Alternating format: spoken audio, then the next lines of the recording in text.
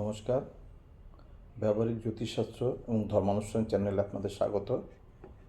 আজকের আলোচনার বিষয় স্পেশাল টাইপের কিছু রুদ্রাক্ষ।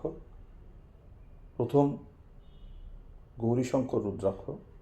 এটি একটি বিরল এবং পবিত্র রূপ, যেখানে দুটি রুদ্রাক্ষ প্রাকৃতিকভাবেই একত্রিত থাকে।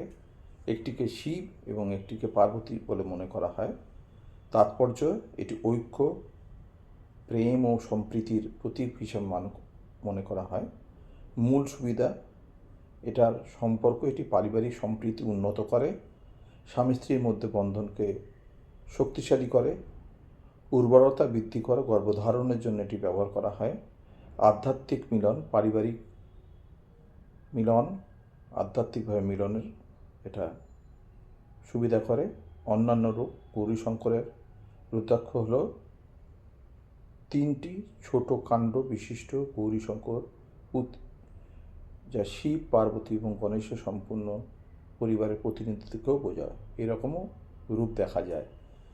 এবার দ্বিতীয় নম্বরে শুধু গণেশ রুদ্রাক্ষ।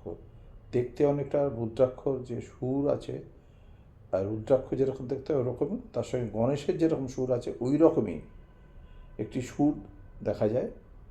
এটি বিঘ্নহর্তা বলে মনে করা হয়, সকল ধরনের বাধা বিঘ্ন দূর করে। মূল সুবিধা, সফলতা, ব্যবসা, শিক্ষা, ব্যক্তিগত প্রকল্পে সফলতা আনে।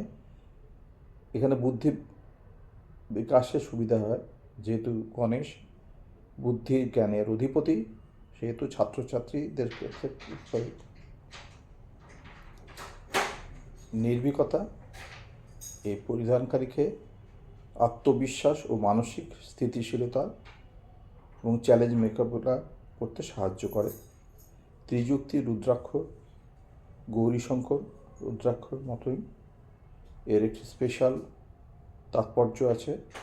এটি ঐশ্বরিক ত্রিমূর্তি ব্রহ্মা, বিষ্ণু, মহেশ্বর এর প্রতিনিধিত্ব করে। এর মূল সুবিধা কি? এটি অপরিসীম শক্তির প্রায়শই পরার পরিবর্তে বেদিতে রাখা হয়। তার কারণ এটি পরিধানকারীকে তাদের জীবনের উপর সম্পূর্ণ কর্তৃত্ব প্রদান করে, সর্বোচ্চ সাফল্য, আধ্যাত্মিক জ্ঞান প্রদান করে। সাবার রুদ্রাক্ষ একটি অনন্য যমজ রুদ্রাক্ষ, যেখানে একটি একমুখী, প্রাকৃতিকভাবে অন্য রুদ্রাক্ষ যেটা দুমুখী তার সঙ্গে কানেক্টেড। এটা প্রায় অত্যন্ত বিরল। গোলাকার একমুখী নেপালি রুদ্রাক্ষ পাওয়াই যায় না। এর মূল সুবিধা কি?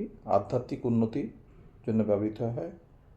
এটি যে পরিধান করে তার পার্থক্য যে ভারসাম্য রক্ষা করে।